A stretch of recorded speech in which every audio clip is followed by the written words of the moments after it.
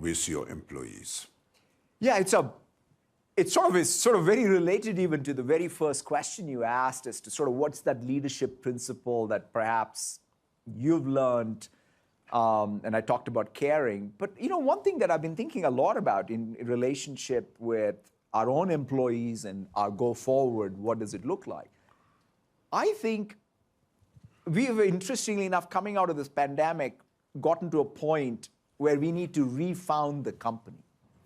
Because I borrow this phrase from one of my colleagues on the Microsoft board, Reid Hoffman, who wrote about refounding as something that needs to happen from time to time in companies. And I feel that this is a great time to think about refounding. Because after all, here's the thing. I used to say, we hired 60,000 people, Klaus, over the last 2 years. A lot of growth, that's like 40% of the company or so.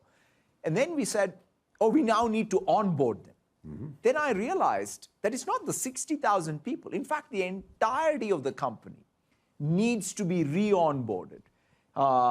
And so we are going through that. So essentially conceptualizing, refounding the company for a changed world, changed times, because I think none of us are coming out of this pandemic assuming we're going to go back to 2019. We have to find a new way going forward.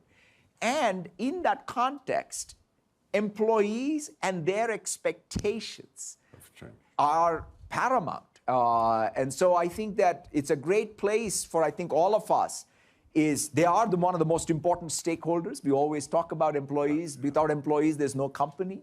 Whether it's about their compensation or whether it's about their need for flexibility and their changed expectations from leadership and management, the lived culture experience, I think, are all places where we have to refound our mission and our culture, and that's definitely something that we are hard at work at.